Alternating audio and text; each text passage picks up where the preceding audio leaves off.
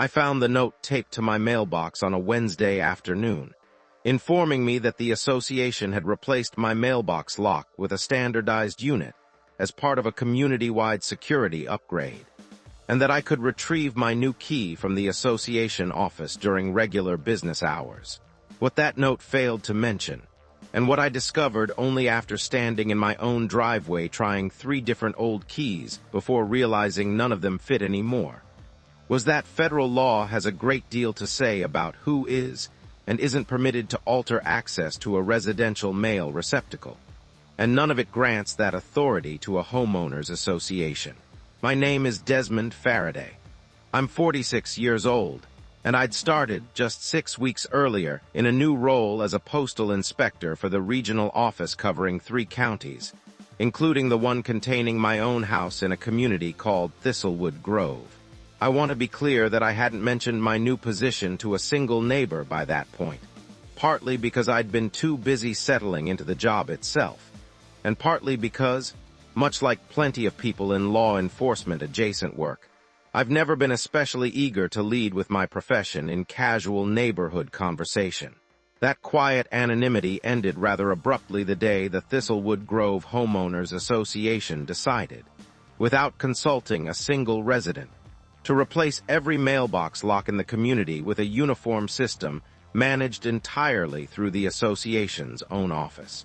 I want to explain, because it matters considerably to understanding exactly how seriously this situation actually was, that residential mailboxes in this country occupy a legal category most homeowners never think twice about.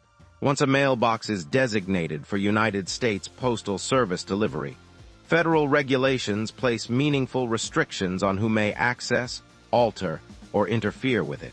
Restrictions that exist specifically to protect the integrity of mail delivery, and to prevent exactly the kind of unauthorized access an HOA replacing every lock in a neighborhood, without any coordination with the Postal Service itself, potentially represents.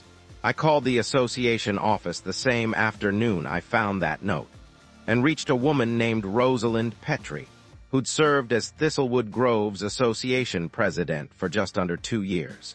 "Mr. Farraday," she said, once I'd explained my confusion about the new lock, "the board approved this security upgrade at our last meeting.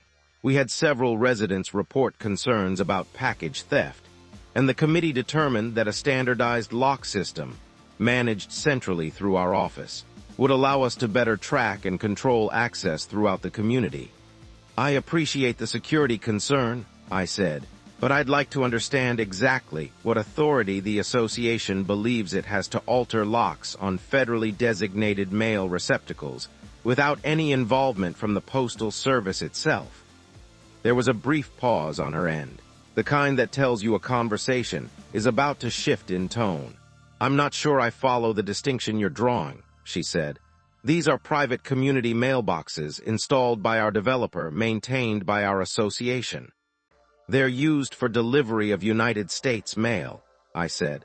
"That designation matters considerably more than who installed the physical structure."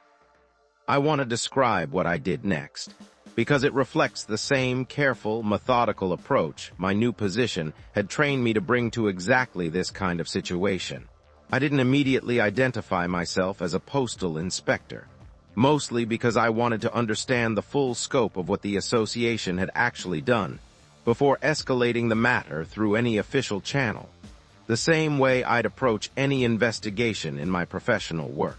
I drove around Thistlewood Grove that same evening and found that every single mailbox cluster throughout the community, 7 of them serving roughly 40 households total, had received identical replacement locks, all keyed to a master system the association's own maintenance contractor apparently controlled directly.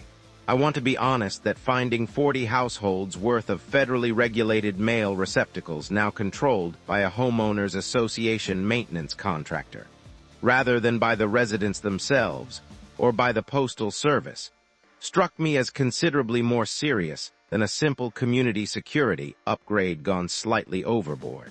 I contacted my own regional supervisor the following morning, a careful, thorough woman named Perpetua Alderidge, who'd handled postal security matters throughout the region for nearly 2 decades. I laid out the situation for her, the replaced locks, Rosalind's explanation about a security committee decision, and the fact that the entire community's mail receptacles now operated through a private master key system with no postal service involvement whatsoever. "This is a clear violation," Perpetua told me, once she'd reviewed the situation. "Federal regulations require that residential mail receptacles remain accessible to both the addressee and postal carriers without unauthorized third-party control. An association replacing locks on designated mail receptacles, without postal service coordination, and routing access through their own private management system, creates exactly the kind of security and delivery integrity problem these regulations exist to prevent." She asked me to formally document everything, treating my own professional observations with the same rigor I'd apply to any case brought to my office, and to prepare a written report detailing the situation throughout the entire community, not just my own mailbox. I drove down to the Thistlewood Grove Association office the following week, this time in an official capacity, carrying credentials I hadn't yet had occasion to use anywhere near my own neighborhood. Rosalind greeted me at the front desk with the same polished, faintly impatient demeanor she'd shown over the phone.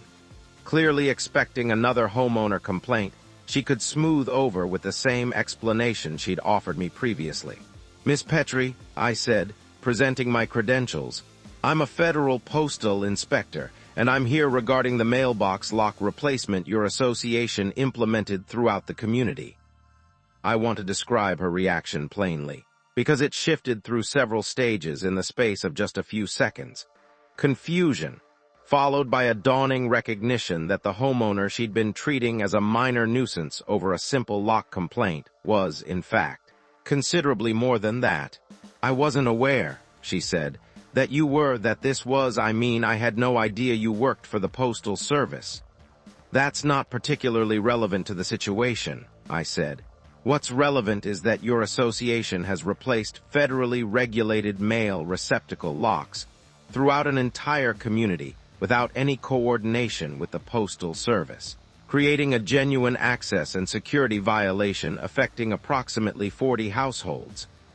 I want to explain what emerged over the following weeks, because the lock replacement itself, serious as it was, turned out to be only the surface of a considerably larger set of concerns once Perpetua's office began a formal review of the situation.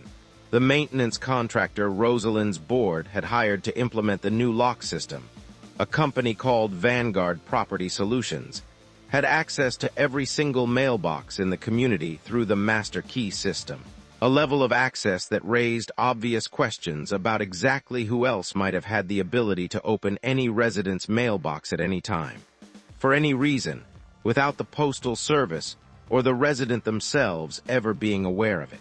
Perpetua's formal review, once it got underway properly, requested a full accounting of Vanguard's access logs and any instances where the master key system had actually been used to open individual mailboxes outside of the initial lock replacement itself. That accounting revealed something considerably more troubling than a well-intentioned but legally flawed security upgrade. Vanguard's own maintenance logs showed the master key had been used to access individual mailboxes on 11 separate occasions over the preceding 2 months, each instance logged simply as routine maintenance check, with no corresponding work order or resident notification for any of them. I want to be fair and note that 11 unexplained mailbox openings, absent any documented legitimate purpose, doesn't necessarily prove anything sinister occurred. But it does establish, beyond any reasonable dispute, that the association's lock replacement had created exactly the kind of uncontrolled, unauthorized access to residents' mail that federal regulations exist specifically to prevent, regardless of whatever benign explanation might eventually account for those 11 visits. I want to describe one particular conversation that stuck with me throughout this entire process, because it illustrated exactly how quietly this kind of overreach can spread through a community before anyone stops to question it.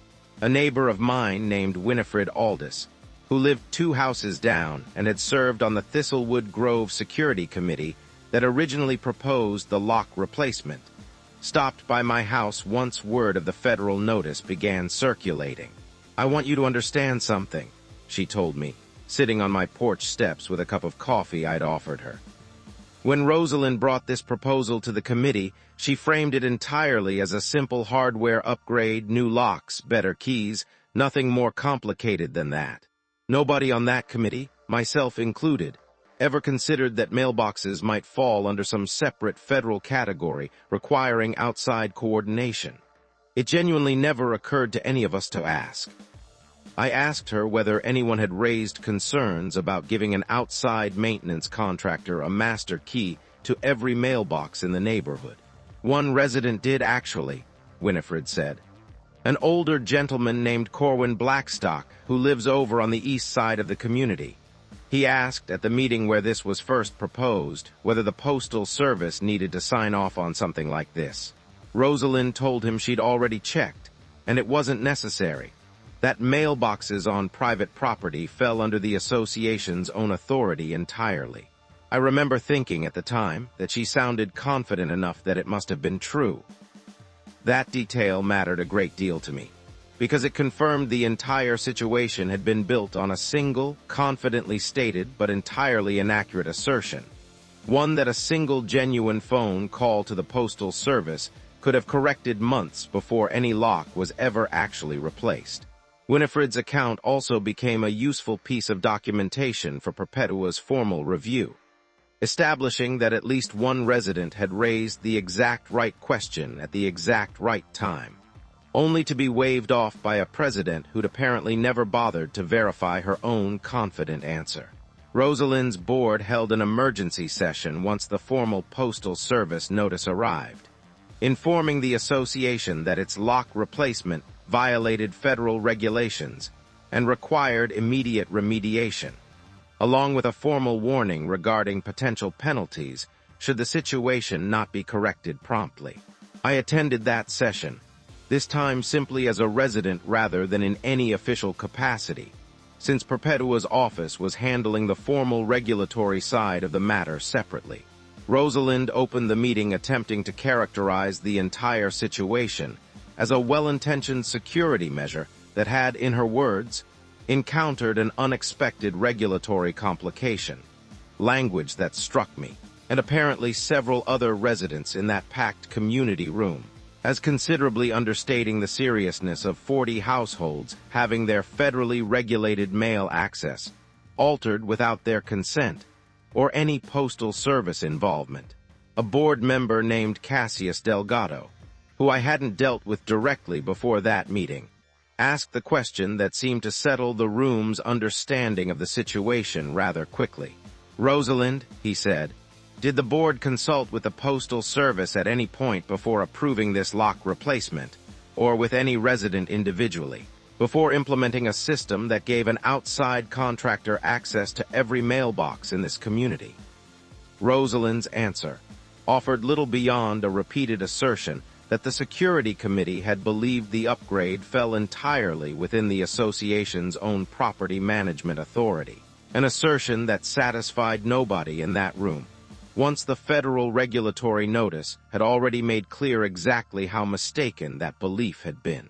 The board voted that same night to immediately restore original Postal Service-compliant locks throughout the community, coordinating directly with the local post office this time to ensure proper access was maintained for both residents and mail carriers, and to terminate its contract with Vanguard Property Solutions entirely, pending a fuller accounting of those 11 unexplained access instances.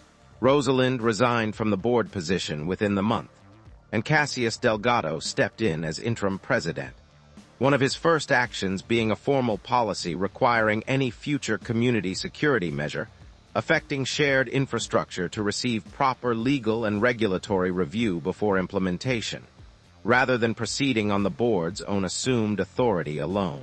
My mailbox now has a standard, Postal Service-compliant lock, the same kind found on mail receptacles throughout the rest of the county, and I've made a point, since all of this settled, of introducing myself properly to a fair number of my neighbors, mentioning my actual profession this time, rather than letting it remain the quiet, unremarkable detail it had been during my first 6 weeks in Thistlewood Grove. I still don't make a particular habit of leading with my job title in casual conversation, but I've come to appreciate, rather unexpectedly, just how useful it turned out to be that an association eager to expand its own authority happened to choose exactly the wrong resident's mailbox to start with. If this story hit home for you, do me a favor and hit that like button. It genuinely helps this channel keep growing. And if you haven't already, go ahead and subscribe so you don't miss the next one, because there are plenty more stories just like this one still to come. Drop a comment down below and let me know what you thought of this one, or whether your own HOA has ever overstepped into something that wasn't actually theirs to control. I read every single comment, and honestly, some of the best stories on this channel started as a comment somebody left on a video just like this.